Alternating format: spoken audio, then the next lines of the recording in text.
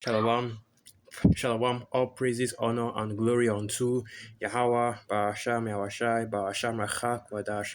Double honors to the elders and the apostles of Great Millstone, and salutations to all you sincere Akim out there that are pushing this gospel in all righteousness and in all sincerity, risking your lives and your freedoms to do so. The book of Esther 7, verse 9. And Harbona, one of the chamberlains, said before the king, Behold also, the gallows 50 cubits high, which Haman had made for Mordecai, who had spoken good for the king, standeth in the house of Haman. Then the king said, Hang him thereon. So they hanged Haman on the gallows that he had prepared for Mordecai. Then was the king's wrath pacified. Right. Also, before I say anything else, let me also get this next precept. All right. The book of Psalms, the 35th chapter from 7, from verse 7. And if you want, this is actually a pretty good precept to go through, So if you want to read it a little bit later, just start from verse 1. But I'm just going to go straight to the point. Psalm 35, verse 7. For without cause they hid for me their net in a pit, which without cause they have digged for my soul. Let destruction come upon him at unawares, and let his net that he had hid catch himself. Into that very destruction let him fall.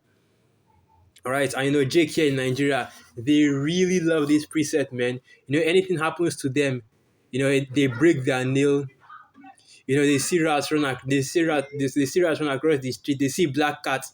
They start firing this precept away. They start firing, saying it over and over and over and over again. And this precept is basically going into what?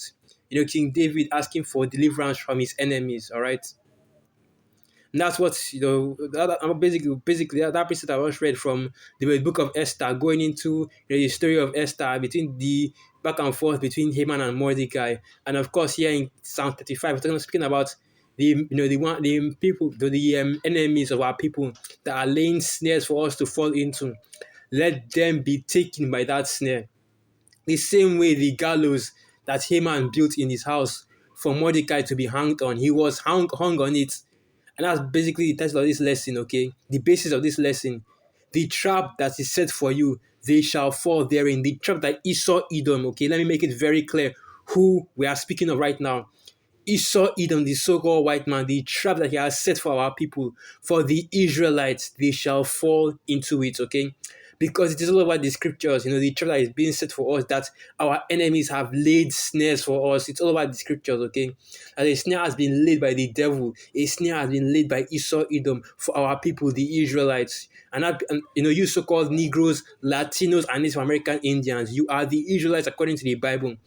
And all through your time on this earth, this devil, okay, most especially in the last 500, 400 years, this devil has been laying snares and traps for our people to be caught in. But I've come to a time where all the snares and the traps that he's laying right now, he's the one that will get tangled up in it. And even in this time as well, okay, all of Esau's wicked agendas have always been targeted at you Israelites, have always taken at Jake, because you always tell you Esau Edom, the so-called white man, okay, the men that come from the line of the Edomites, they are your enemy. All right. So let me get this next precept. The book of Habakkuk, the second chapter, the 15th verse. All right. And I'm saying that right too much, Salakia. Habakkuk 2, verse 15, and it reads, Woe unto him that giveth his neighbor drink, that putteth thy bottle to him, and makest him drunken also, that thou mayest look on their nakedness. This is what Esau Edom has done all over the earth. He spreads his doctrines, his philosophies, okay? The Western civilization, as it were. You ask an Edomite to tell you that, oh, we civilized the world, we're the ones that civilized the world. So that is proof right there that Esau Edom has spread his philosophy, has spread his wine throughout the four corners of the earth. And his wine is what? Against the words of Yahweh Bashim Yahushai. Because like I said before, all of Esau's agendas, okay, and all of Esau's agendas, 100% of his agenda has all been wicked, all been against Yahweh Bashim Yahushai. It's always targeted at you Israelites, okay, at our people. And when the two-thirds fall for it, when our people fall for this agenda and they start to follow the doctrine, what does Esau Edom do? He looks upon your nakedness, and that's why the scriptures call him the accuser of the brethren, because that's when he starts going out to the Most High and saying that, oh, look at that this is our people are going off on this, going off on that, because we always tell you, man, that Esau Edom knows the Bible. Okay, the devil knows the scriptures, he knows the prophecies, he knows the precepts, and even if he didn't know, he sure as hell knows now, okay, because the elders, the apostles, the men of the Lord have been on the highways and on the highways and byways for what? It's going up to 70 years now. All right, so if Esau Edom didn't know before, he definitely knows now. All right, though he's always, and back to what I was saying, he's always looking to bring you down with mischief. All right, it's always it's always trickery with Esau Edom. It's always in roundabout way you give you your wickedness. You give you wickedness in the roundabout way. Tell you that this is the way to life, just like he did in the garden to Eve. He gave her the fruit of the knowledge of good and evil. Talking about you will be a god. You will be immortal, which of course actuality was a lie, because it was the ways of death, it was sin, it was wickedness, it was that same philosophy, that same doctrine that we always speak about. Because in the scriptures compare doctrines and philosophies to wine, okay, and nakedness is compared as nakedness is basically sin. When the scripture says that you got your nakedness is exposed, it means that your sin has been exposed. All right, the precept that you can use to understand that is when our people during the time of Moses, when they were, when Moses was getting the Ten Commandments in the Mount Sinai, all right, our people went to go and create golden cows, golden bulls to worship. And when Moses came down and saw what had happened, the scriptures record it as what? The Most High had seen the nakedness of our people. That doesn't mean they stripped themselves naked to worship that golden bull, okay? But rather, their sins had exposed them. When their sins had exposed them and their nakedness was shown, that they were exposed, because of those sins. And that's what Esau is doing. He's always looking you to bring you down with mischief. He's always looking to cast you down from your. Let me get that precept. Let me get that precept. That's a precept right there. Psalms, the 62nd chapter, the 3rd verse. All right. Psalm 62, verse 3, and it reads, "How long will ye imagine mischief against a man? Ye shall be slain, all of you. As a bowing wall shall ye be, and as a tottering fence. They only consult to cast him down from his excellency. They delight in lies. They bless with their mouth, but they curse inwardly. Selah." And that's what Esau Edom always does. Oh, we're just trying to help the African American people. We're just trying to help the Negroes. We're just trying to help the Latinos, Native Americans. We make this new decree, new treaty, new executive order in order to help you, you so-called African Americans, you so-called Latinos, you so-called Native Americans. But in all actuality, they're trying to bring you down in mischief. Okay, what Esau Edom does, everything that he is doing is all for the sake of for the sake of bringing you down from that exalted position. Okay, and this is the reason, okay, why Esau is setting snares for you, setting traps for you. Okay, why he's always targeting you Israelites, you so-called Negroes, Latinos, and Native American and Seminole Indians with all these wicked agendas, all these wicked policies, to bring you down from the high place you are as the Lord's chosen people, as the children of Yahweh Hashem Yahushua, as the Israelites, in order to take that birthright away from you. All right, because going back to Genesis, the 25th chapter, the Edomites go back to Esau, who was Jacob, okay, our ancestor, that gave birth to the 12 tribes of Israel, his older brother, which of course that was in the flesh, but in the spirit, Jacob was far older than Esau, right? Because Jacob was one of the first spirit, the spirit that was in Jacob, the spirit that was in our forefather Jacob was one of the first spirits that were created long before Esau was created. So he was actually older in the spirit. You know what the scripture says? The Most High does not look upon the flesh, but rather inwardly in the spirit. So the Most High was looking into the spirit, and the spirit showed that Jacob was the one to receive the birthright from Isaac. He was the son that would continue the blessings of Abraham. He was the son that the covenant that he made with Abraham would continue through. And Esau, in his wickedness, still wants to collect that birthright from our people. His jealousy and his hate from our people. That is where it stems from. It stems from the fact that they understand that we are the chosen of the Most High, that we are the ones that will receive the kingdom, and that will receive all the blessings from the Most High, and will receive the hidden as an inheritance. And you Edomites are going into slavery under us. And that is why he's constantly trying to cast us down from our excellency, cast us down from the position that we are in. Because he understands that if our people are in wickedness, the Most High will no longer be dealing with us. All right. And you can read the book of Wisdom of Solomon, the second chapter, for more understanding on that. That's why, like I said before, that's why Esau Edom has laid so many snares from us in order to take us away from Yahweh Bashmi, or try to separate us from our power. Now, this is the part where we say, thanks be to Yahweh Bashmi Yahushai, Sawada Yahweh Bashmi Yahushai. All right?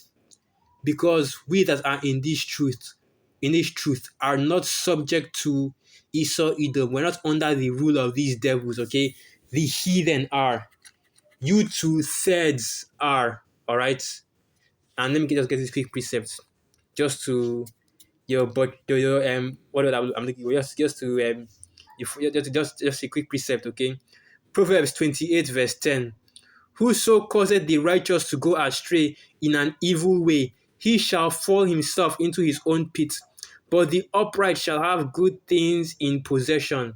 And that's right, okay? The most type, because we are not under this devil, we're not in the world, or we're not in this world, we're not under the rule of Esau Edom, but under the rule of Yahweh Bashim Yahushai, under the rule of the grace of the Most High and His Son. We no longer have to fear the pits that Esau Edom is setting up for us. We no longer have to fear, the different temptations, all right, that he has set up for us on our road to the kingdom. Okay, because going back, like as it is written in Psalms, the 91st chapter, it will not come nigh unto us. Okay, and even if it does, we will overcome it. All right, even though the road is narrow, guess what? With the Most High guiding us, we're going to pass that narrow road and we're going to come into the kingdom. Okay, because all the little snares that Esau has put in front of us, we are not ignorant of Satan's devices. We're already aware of all of his little tricks, okay? The MOTB is literally going to blow up in people's bodies, the chip, okay? The nukes are for the destruction of this society. Even the stab is fatal. All the decrees, the mandates, the laws being passed are all feeding into the eventual destruction of this society. So what I'm basically saying is that this place is already through, It's not even an eventual destruction. This place is already destroyed, because the word destroy goes back to the word destructure. All right, Babylon is falling, it's destroyed, it has no structure anymore. The civilization is already gone, it's already through. The only thing that is left is for for these people out here to lose it. All right, because in all honesty, it should have already happened. There's nothing in this society anymore. There's no future for this society, and there's no future for this society anymore. All right, there's no next, there's no next 3 years, there's no next 5 years. Hell, even the next year isn't even, only the Most High knows what will even happen in the next year. We know that during the next year is going to go into the chip and the complete destruction of this place, man. But the best part of this whole situation is that that's none of our problem. That's not my business. My own thing is that let this place just be destroyed already. Because if I'm of the elect, not willing I'm a part of that number, and not willing you Akiam as well, are you Aquath, are a part of that number, you will be delivered. That's so the destruction of this society is none of my business. I'm not a part of it. I have no stake in this kingdom. Let this place go. The kingdom where all my stakes are in, all my stocks are in, is coming pretty soon, man. And we're about to, we're about to feast. That's another lesson right there. Feasting time. Anyway. And as I was saying, all the wealth that the elites of Esau Edom have amassed, it's going to be given unto us. Precepts, yeah, precepts. Isaiah 49, verse 22, and it reads, Isaiah 49, verse 22, Thus saith Yahweh of power, behold, I will lift up mine hand to the Gentiles, and set up my standard to the people, and they shall bring thy sons in their arms, and thy daughters shall be carried upon their shoulders, and kings shall be thy nursing fathers, and their queens thy nursing mothers. They shall bow down to thee with their face towards the earth, and lick up the dust of thy feet. And thou shalt know that I am Yahweh, for they shall not be ashamed that wait for me. So all the wealth that the elites of Esau, Edom, all these Middle Eastern princes, Arab princes, African princes, I know you're seeing this right now, okay? For those of you that are wondering, there's no, all these, Nigerian prince stories, there's no such thing, okay? But no, but if I'm being real, the elites of the nations, Moab, Elam, Ishmael, and Esau as well, all the wealth that they have amassed, the gold that China, India, and these Edomite nations are stockpiling, it's all that they're all going to vomit it and give it unto us. They're going to offer it, unto us. Okay, first and foremost to Yahweh Shai, and of course Yahweh Shai is going to share all that wealth among us, okay? Because we already know what the scripture says that we shall be heirs and joint heirs in the kingdom with our Lord Yahweh Shai. Next precept. Proverbs 13, verse 22, and it reads, a good man leaveth an inheritance to his children's children, and the wealth of the sinner is laid up for the just. All right, and the story of Haman and Mordecai exemplify this. Okay, because you go into the story, Haman, you go into this territory. Haman, all the things that, all the glory and the honor that Haman believed that would come to him went over to Mordecai, and the only thing that he received was the death. Okay, and the plans that and the plans and the snares that he had laid for our people, laid for the Israelites and Mordecai, it fell upon him and upon his family. And that's the exact same thing that will happen to you devils in this kingdom. All the evil they have planned for our people, for the Israelites, will fall upon you. All right, will fall upon you, all you Edomites. And while us, the Israelites, will reap all of your riches, okay? We will take all of your riches. We will inherit this kingdom, this world, this earth that has been given into your hand. We will take it over and exact a righteous rulership over it. So that's basically where this lesson ends. So with that, I'd like to give all praises, honor, and glory unto Yahweh, Ba'asham Yahwashai, Ba'asham Racha Kodash, Wa Abad Babal. And through the Spirit, I hope you Akim and you Akwat were edified. Shalom.